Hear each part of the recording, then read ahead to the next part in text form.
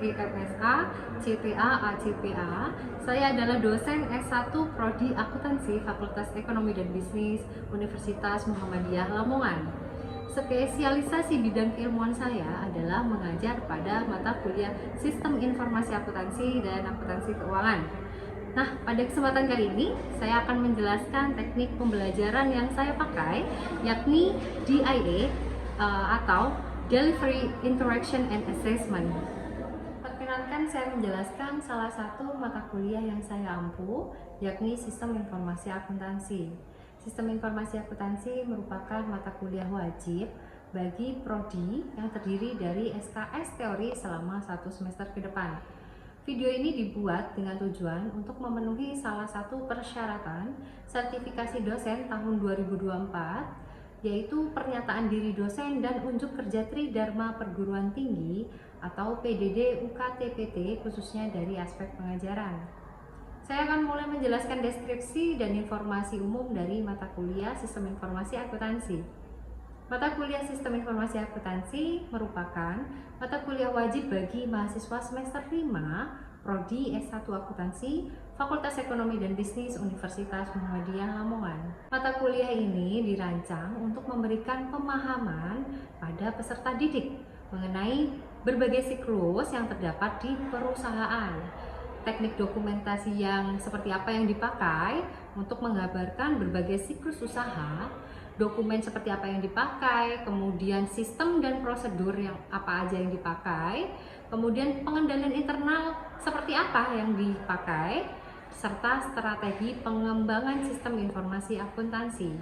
Nah, untuk mencapai kemampuan-kemampuan tersebut, maka mahasiswa akan dihadapkan dengan 14 pertemuan dalam mata kuliah Sistem Informasi Akuntansi ini, di mana di dalamnya teman-teman mahasiswa juga akan dihadapkan dengan beberapa kasus mengenai sistem informasi akuntansi.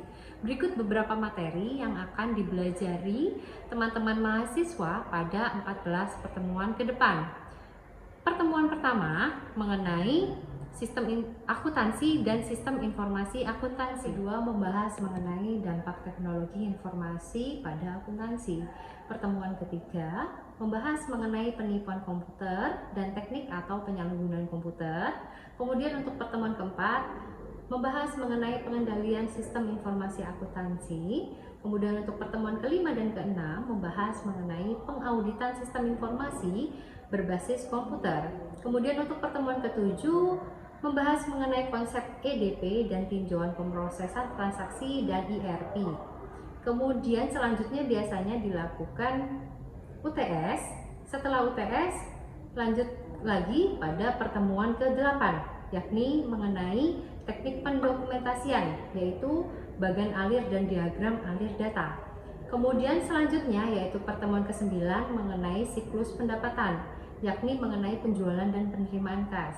Kemudian untuk pertemuan 10 mengenai siklus pengeluaran. Kemudian pertemuan 11 mengenai siklus produksi. Kemudian untuk pertemuan ke-12 kita akan membahas mengenai siklus manajemen sumber daya manusia serta penggajian. Kemudian untuk pertemuan ke-13 mengenai konsep pengantar pengembangan sistem dan analisis sistem.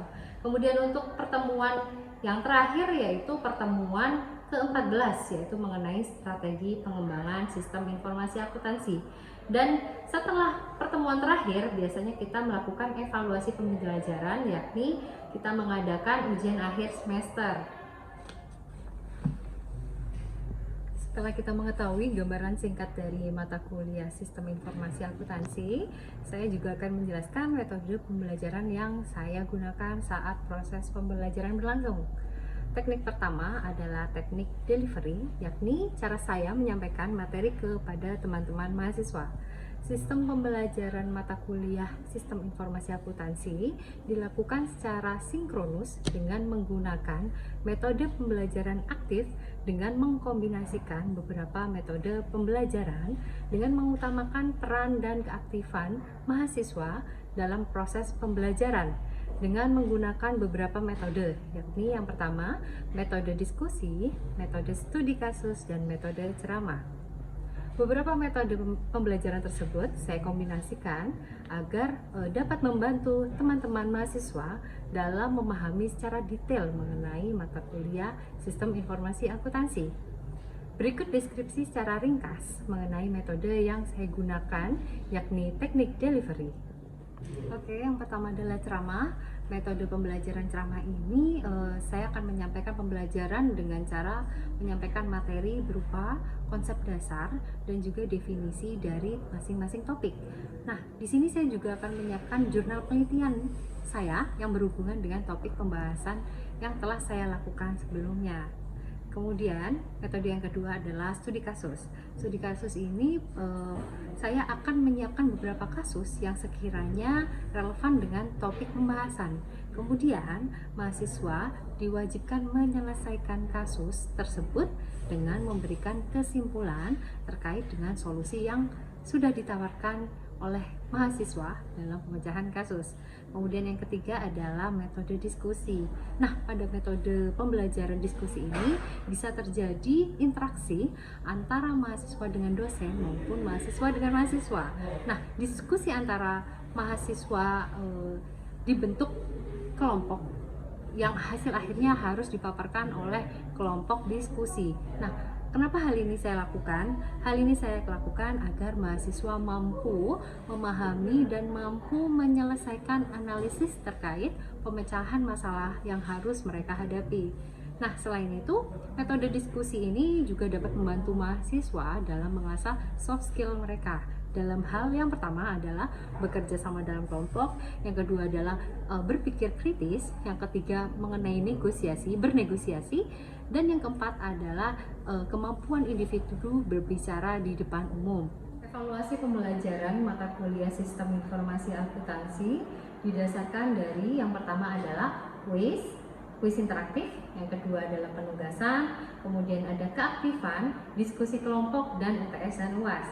Nah, untuk kuis interaktif ini biasanya dilakukan 2 kali melalui sistem e-learning Universitas Muhammadiyah Lamongan. Kemudian penugasan secara mandiri maupun kelompok dilakukan sebanyak 4 kali.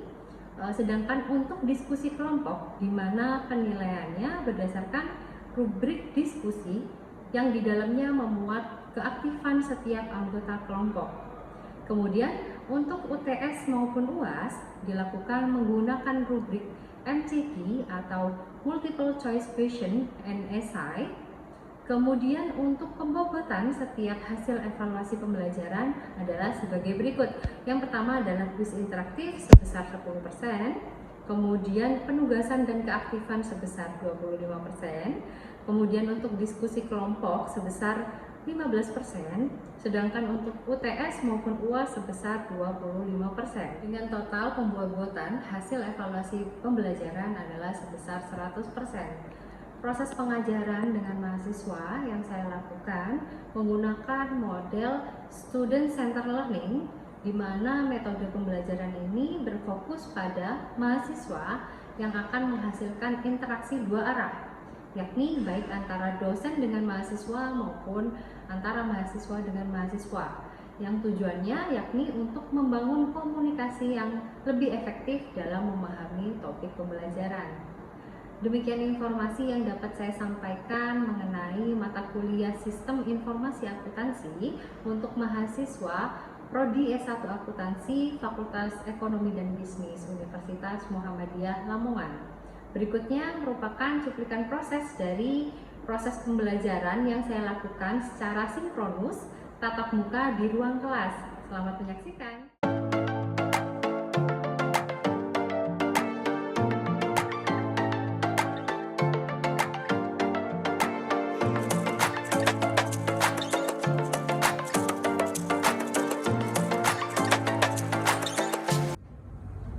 Oke, assalamualaikum warahmatullahi wabarakatuh. Waalaikumsalam warahmatullahi wabarakatuh. Selamat siang semuanya. Gimana kabarnya teman-teman sekarang? Alhamdulillah. Alhamdulillah sehat ya. Masih semangat ya meskipun siang-siang ya teman-teman ya. Oke, udah makan kan? Sudah. Ya, alhamdulillah.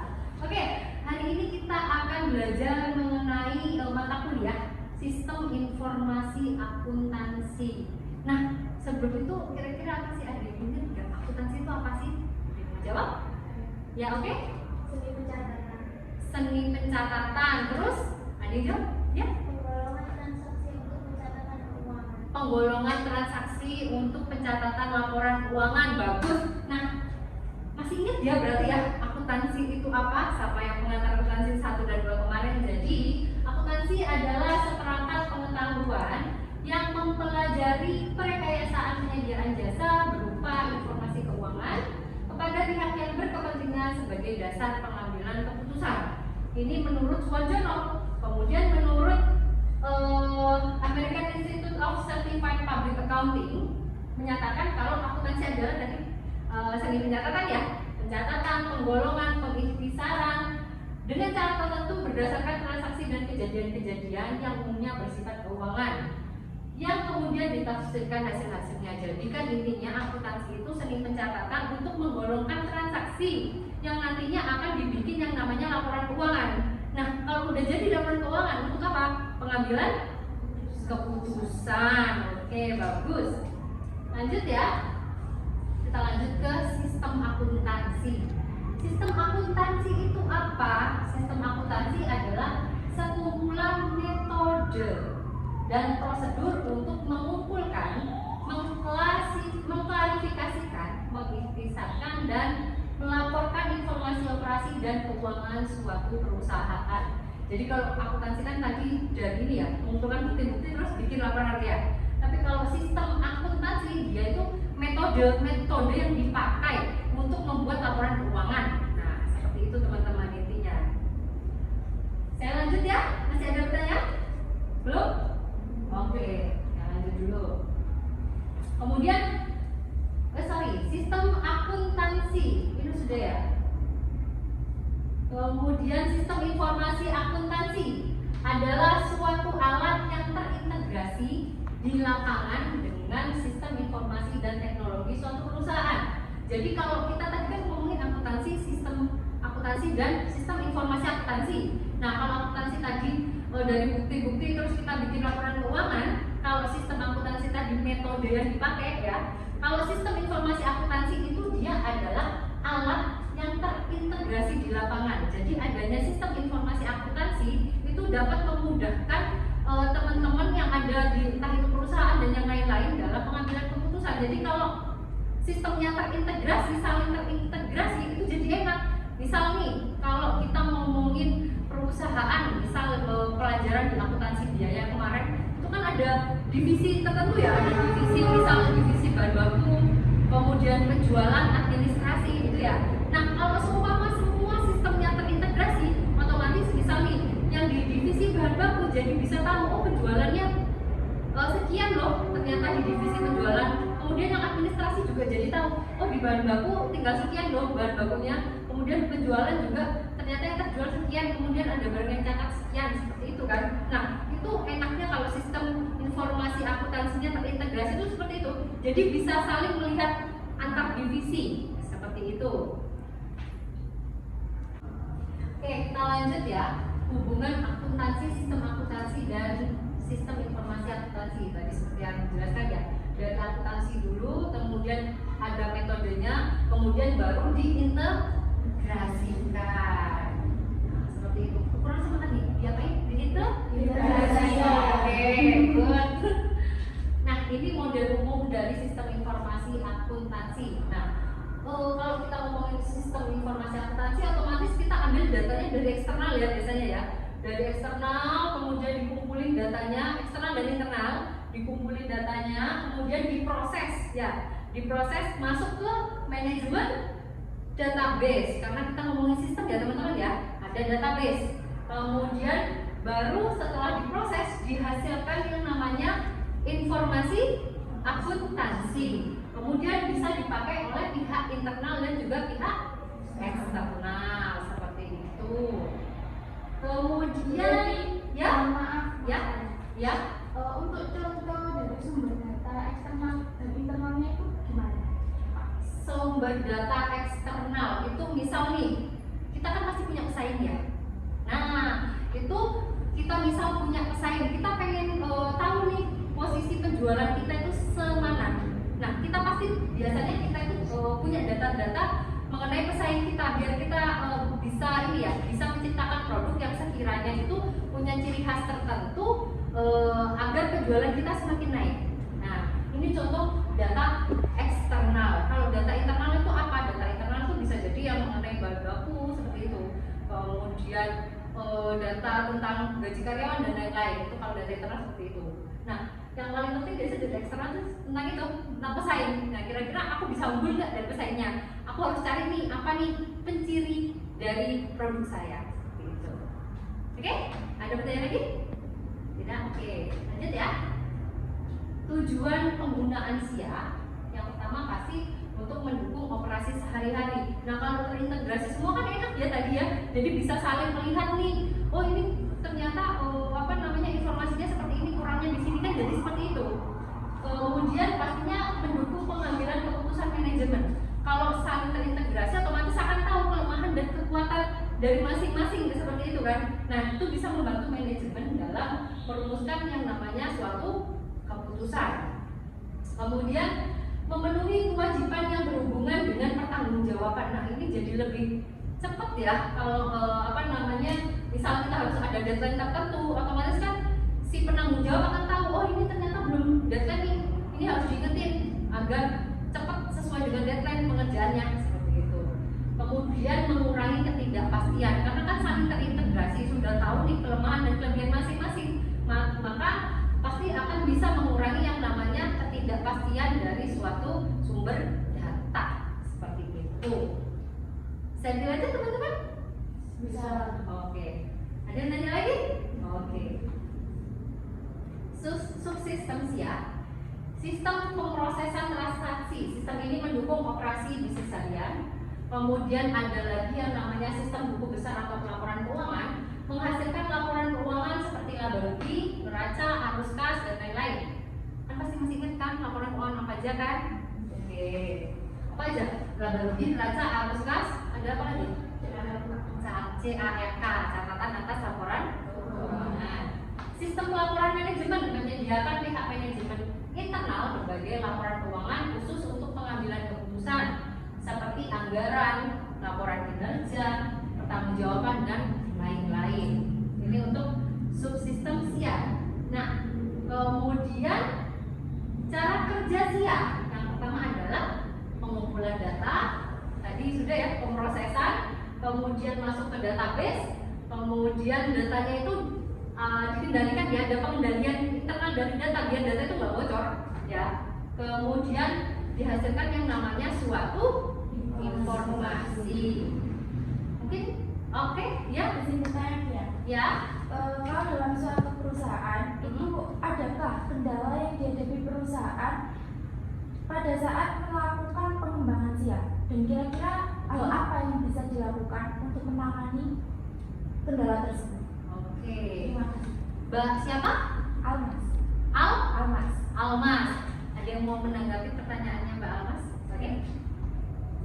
Mungkin solusinya harus ada pengendalian internal dari perusahaan. Misalnya penjadwalan dan pengumpulan laporan sesuai deadline. Oke. Tadi ditanya sama Mbak Almas atau Mbak Almas? Biasanya kendala terjadi itu seperti apa? Oke. Kendala yang terjadi. Nah, katanya Mbak Feby, kendala yang mungkin terjadi itu bisa jadi karena laporan keuangannya nggak sesuai deadline, ya nggak sesuai deadline. Nah, bisa nih, ini bener nih Mbak Feby yang mengutarakan Mbak Feby. Bisa saja kadang itu laporan keuangan tadi kan ada beberapa bidang ya. Kalau kita ngomongin SIA, otomatis kita ngomongin perusahaan gede misal, itu ada beberapa subdivisi gitu. Bisa jadi laporan keuangannya tuh nggak sesuai deadline. Nah, gimana caranya? Ya harus dikendalikan, ada pengendalian internal, harus ada due date-nya, ya kan? Kalau nggak sesuai due date harus diingatkan teman-teman yang dari masing-masing divisi itu, seperti itu, Mbak. Sudah clear? Ada pertanyaan lagi? Belum? Oke, lanjut ya. Oh, udah selesai nih teman-teman. Mungkin ada pertanyaan lagi sebelum ditutup? Silakan, ya. Mbak siapa? Mbak Nisfi. Oke. Apakah SIA itu digunakan hanya di dalam perusahaan saja? Apakah sistem informasi akuntansi akuntansi itu hanya digunakan di perusahaan toh. Dan tadi kan aku ngomong perusahaan terus ya. Ada yang mau jawab? Mungkin ada yang mau bantu jawab? Mbak? Tita. Hah? Tita. Tita, Mbak Tita, silakan. Jadi menjawab gitu. Ya. Selain perusahaan, UMKM juga memerlukan informasi akuntansi meskipun dalam bentuk sederhana dalam sebuah perusahaan. Besarnya. Oke, kata Mbak Tita, UMKM itu juga perlu loh SIA, meskipun dalam bentuk sederhana, meskipun belum yang terintegrasi secara keseluruhan seperti di perusahaan, benar ya Pak ya? Kalau kita ngomongin SIA itu nggak hanya perusahaan-perusahaan gede, atau UMKM juga butuh. Saya ada beberapa jurnal mengenai sistem informasi akuntansi. Ini saya izin buka ya teman-teman ya.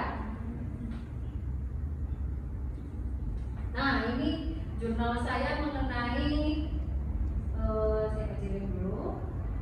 Extended Term, Actual Technological Determination and its Impact on SMEs. Nah ini dia ngomong kalau sistem informasi akuntansi itu juga dibutuhin loh di UMKM, seperti yang Mbak Tita tadi bilang. Nah jadi nggak cuma perusahaan gede toh, tapi UMKM itu juga butuh. Di sini dijelaskan kalau seumpama UMKM itu juga butuh karena biasanya itu ada manfaatnya. Jadi pengambilan keputusannya itu jadi lebih cepat gitu ya. Laporan keuangannya juga lebih cepat gitu. Menghasilkan laporan keuangan lebih cepat dibandingkan daripada manual seperti itu. Itu untuk UMKM meskipun sederhana kan tadi. Kemudian ada lagi teman-teman, nggak hanya di perusahaan toh, nggak hanya di UMKM toh. Oh ini juga UMKM ya. Penelitian saya kedua juga tentang UMKM. Kemudian ada lagi. Nah, teknologi serta modal sebagai prediktor penggunaan SIMDA. SIMDA ini adalah sistem manajemen daerah. Nah, jadi SIA itu nggak cuma digunakan di perusahaan gede atau UMKM, tapi di dinas di kabupaten atau kota itu juga butuh yang namanya sistem informasi akuntansi. Nah, karena seperti yang tadi saya bilang, kalau semuanya terintegrasi itu jadi memudahkan entah itu pihak internal atau eksternal dalam memutuskan suatu keputusan. Jadi nggak hanya di perusahaan gede toh, tapi di di dinas-dinas ya, entah itu di dinas kota atau kabupaten, UMKM, perusahaan besar kecil itu tetap membutuhkan SIA untuk mempermudahkan mereka dalam pembuatan laporan keuangannya. Seperti itu teman-teman. Nah, nanti saya share ya, jurnal saya bisa dibaca oleh teman-teman sebagai literatur tambahan seperti itu. Ada yang ditanyain lagi? Tidak ada? Oke, kalau tidak ada, terima kasih untuk hari ini ya teman-teman. Semoga ilmunya bermanfaat. Amin. Sehat selalu ya. Saya akhiri. Wassalamualaikum warahmatullahi wabarakatuh. Waalaikumsalam warahmatullahi wabarakatuh. Terima kasih. Demikian deskripsi singkat serta cuplikan singkat mengenai proses pembelajaran dari mata kuliah Sistem Informasi Akuntansi yang saya ampuh. Semoga dapat memberikan gambaran terkait pengajaran yang saya lakukan, khususnya di mata kuliah Sistem Informasi Akuntansi, Prodi S1 Akuntansi, Fakultas Ekonomi dan Bisnis, Universitas Muhammadiyah Lamongan.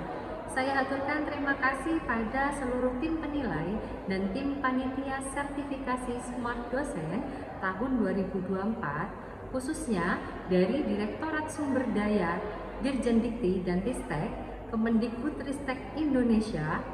Tidak lupa saya aturkan terima kasih kepada Universitas Muhammadiyah Lamongan, Fakultas Ekonomi dan Bisnis, rekan-rekan dosen sejawat, dan rekan-rekan mahasiswa. Demikian yang dapat saya sampaikan. Atas semua kekurangan saya mohon maaf sebesar-besarnya. Wabillahi taufiq wal hidayah. Wassalamualaikum warahmatullahi wabarakatuh.